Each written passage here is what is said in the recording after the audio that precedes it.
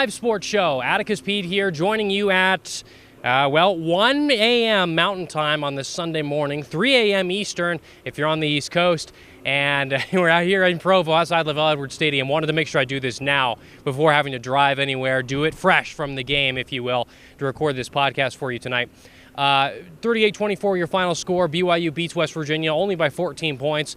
The reality is, if you stayed up into the wee hours of the Sunday morn to watch this game, hopefully you saw some good things there at the end, but the reality is that scoreline flatters West Virginia. They really weren't in this game at all, and losing by 14, it seems better than it really was. So as you go back and watch the highlights, hopefully you watch our highlights in this Sunday morning, or Saturday morning, I should say. Excuse me, geez, it feels like a Saturday.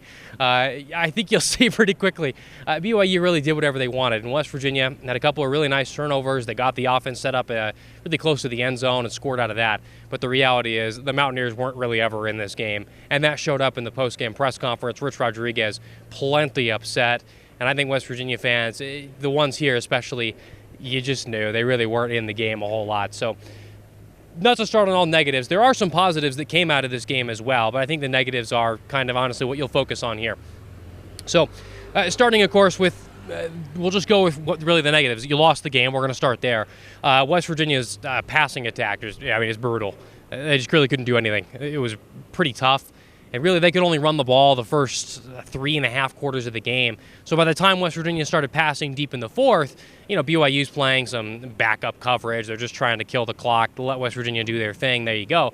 So up until then, it was pretty rough. So on the night for West Virginia, 18 total first downs to 23 for BYU. Most of those for West Virginia coming in the fourth quarter alone. Mountaineers have 291 yards of offense, and they gave up 516. So with that much of a gap, you'd expect to lose, especially to a team that's got a lot more talent than I think West Virginia does in BYU. So, again, a tough night overall. West Virginia really couldn't throw, especially when it mattered. All they could do was run, and even then the running game was really, and Rich Rodriguez mentioned this too in the press conference, the running game was Khalil Wilkins and nobody else. Dior Hubbard, 17 carries for 32 yards. That was inside zone into the middle for no gain repeatedly. Just offensive line was the real problem in this game. You couldn't run, you couldn't pass. Rich Rodriguez said this in the post-game press conference.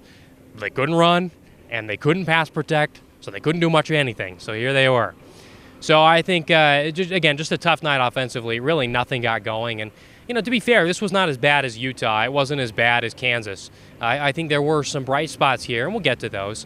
So you know what? At the end of the day, 24 points. That's more you've been scoring recently. Admittedly off those two turnovers, so a bit fluky, if you will. But, hey, is what it is, right? So, again, tough loss, tough environment. You knew you probably weren't going to win this game. And so scoring 24, I think there's some positives to hang on that. But admittedly, it's not going to feel that way immediately. So Wilkins really struggling in the pass game again, 7 of 15 passing, 81 yards, 2 picks. Threw that first pick early in the game, just an easy little RPO out completion, just totally jumped by the cornerback. Wilkins, a freshman, he's staring the guy down. It happens. And then deeper in the game, throws the pick in the third quarter. He's trying to find Cam Vaughn in the deep shot. Honestly, Vaughn should have had it. You'll see it on my highlights online. It was in Vaughn's hands. He had it and then just juggled it and dropped it into the BYU defender, and there you go. So at the end of the day, I don't think the passing game was atrocious. It certainly was not as bad as it was against Utah, but it wasn't very good either. And by the time it threatened, it was just too late. And the reality is, late in the game, if you take away that deep Scotty Fox pass and that last Khalil Wilkins drive where, he threw for some more yards, before that drive, I think he had like 39 yards passing. And so that really, those passing numbers for West Virginia are honestly inflated by the fourth quarter, which sounds wild to say. They only threw for 135 yards. But the reality is about 100 of those came in the fourth when BYU had this thing wrapped up and everyone knew it. So, again, a lot to fix here. So, it's just tough. There's not a whole lot of offense for West Virginia right now, and I don't know if you can fix this year. Some good comments on our Facebook page. There were some people out there tonight mentioning, like, look, I don't know if you're going to win another game this year for West Virginia. And that might be a bit too dour, but also is it that far from the truth? I don't know. Again, BYU had this game kind of in hand. So West Virginia's going to have some opportunities. Hopefully this UCF game will be something, but you give up 309 yards in the first half, as Glenn Osborne points out. Yikes. not a whole lot you can do. And Rich Rodriguez mentioned this too. BYU's quarterback, Bear Bachmeier, you could have given him the Heisman Trophy after the first half. It was that bad. It was that bad for West Virginia. And so those turnovers, I think, bailed West Virginia's defense out a lot from some of the other wounds that I think were inflicted tonight. And that's not a terrible thing. And BYU's offense, rather, is really good. And West Virginia's defense was up against a real challenge here tonight. So credit to the defense for getting the 3 turnovers they did. Only giving up 38 to BYU probably feels pretty good. It probably will feel pretty good, I think, long term. Because the reality is BYU could have won this game by more points if they wanted to and if they hadn't turned the ball over as much. And there you go. It just really, West Virginia wasn't really in this game. And so, moving on from here, it's a bye week for West Virginia. A lot of people, they need to get healthy. A lot they need to try to fix ahead of UCF. That was really the theme in the post-game press conference for Coach Rodriguez. He was impressed with Scotty Fox, impressed with Khalil Wilkins, making your first start out here in this kind of environment. That's really tough. But other than that, he said the O-line's bad. They can't pass protect. They couldn't run. The blocking was terrible. He was not thrilled with the blocking tonight. And there are just a lot of problems for West Virginia to fix there. The way that Rich Rodriguez mentioned it was about effort. He was saying if the team is giving their full effort, he knows how to fix it. Rodriguez knows how to fix the problems. But the team has to give their full effort first, and he's not sure they're doing that. He thinks there's another level that they can hit. It's hard to disagree with that. I mean, BYU's defense was really shredding this O-line all game long. And, excuse me, the big thing that West Virginia focused on, that Rodriguez mentioned, and then Landon Livingston after the game as well, the center, was that they couldn't convert that 4th and 1 at BYU's goal line in the fourth quarter. And that was the real sticking point for them. That's something they had to convert. So I think those are the little things you can fix with West Virginia this year. Obviously, West Virginia needs a lot of pieces. They need a quarterback to step up. They need O-linemen to step up. They need a running back now.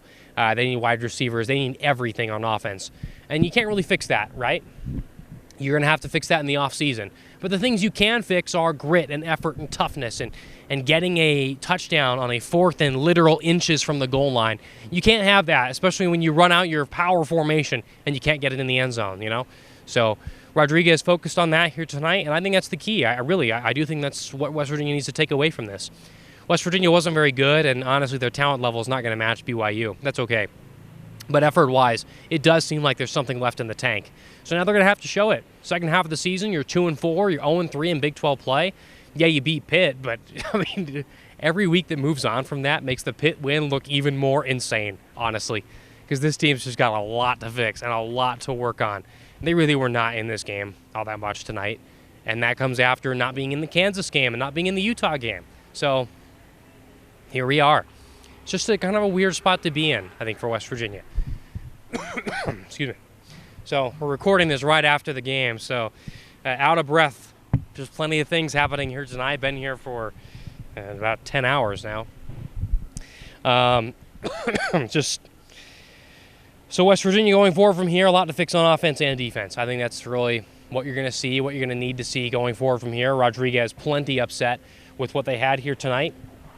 Again, they've got the bye week here, and then they're going to go on the road again to UCF on October 18th. That's probably a game that, if they're going to get anything out of this season, you've got to win that game. UCF's not that talented. You've got to be able to take it to them, especially because after that you get TCU at home. You go at Houston, who may not be that great, but they're undefeated. And you remember the last time West Virginia visited Houston? Not great. So then you got versus Colorado. That's potentially looking like could be a win. And then you're at Arizona State and versus Texas Tech. So I think at this point a bowl game would seem like a miracle. 2-4 after this is just not what you need. So hopefully you can steal a couple games, maybe get 3 to 4 wins. That might be kind of the maximum that this team has in them. And you know what? It's a really tough schedule in the Big 12 this year for West Virginia. You're playing 5 games on the road. It is what it is. It's Rich Rodriguez's first year. I don't think anyone's sitting here, asking for Rodriguez to win a championship in the first year.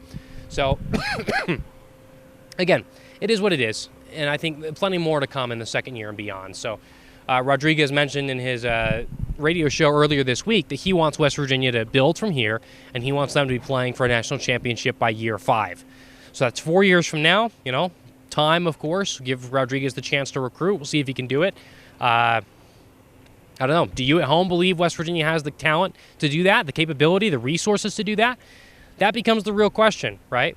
I think with the 12-team playoff, everything's more open than ever. All you got to do is win your conference and you're into the playoff. But also to win your conference and to get to that level, you got to have resources. You got to have the finances to do so. And it remains to be seen if West Virginia can meet that financial obligation, hit those financial levels to really put themselves at the top of the Big 12. Revenue is always going to be an issue, paying your players. And West Virginia is not as big of a school as a lot of these other areas are. So we'll see if that's a realistic goal. I'm not sure it is. Obviously, Rodriguez came back here for a reason. It seems like he wanted to invest in here. West Virginia wants to invest in him. Great. So we'll see if that 5 years becomes a real thing. I'm honestly not sure that it is. Obviously, the last time you've seen West Virginia compete nationally for anything was when Rodriguez was here last. So is the second time the charm? History says no. No real coach has done it on a second time around at their same old school. So he'd have to buck the trend to do that. And if there's anyone you want to bet on, it's Rodriguez, probably, of course, especially as a WVU fans. You'd want that. You believe in that more than most people would. But, it's just not an easy task. And I think you're seeing the reality of that here tonight. West Virginia's 0-3 in the Big 12 and not really been competitive. So plenty left to do and plenty left to change going forward from here. So we'll see if they can do it. And, moving on from here, again, there may just not be much to fix for the rest of the season offensively. Probably just a lot you got to change from here. And one of the things I wanted to mention before we go here is Nico Marchiol. So a bit of a weird situation this week. So coming into tonight, of course, Khalil Wilkins, redshirt freshman, makes his first start. And Wilkins played a very good game for what he was able to do. Obviously, this is a really tough environment, one of the toughest in the Big 12. And I think Wilkins acquitted himself pretty well, showed he can throw a little bit, certainly more than Jalen Henderson could, and he had plenty of mobility on offense and, controlled the offense decently well. So plenty to like for Khalil Wilkins here today. And at this point, it looks like he might be the starter going forward, Maybe when Henderson comes back, he'll play too, but, we've seen Henderson. The guy can't throw at all. Wilkins at least could throw a little. So I don't know if you can do Henderson over him at this point. We'll see. Again, this year's just a building year, so by the time you're 2-6, 2-7, knocked out of bowl contention, does it matter? I don't know. But Nico Marchiol, of course, out for the season now. He went and got checked. So after the last Utah game, he benched in that game, comes out and goes and gets checked by a foot doctor in Arizona.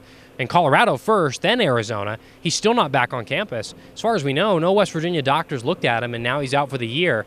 And On3 reported this week that he's going to be entering the transfer portal at the end of the season.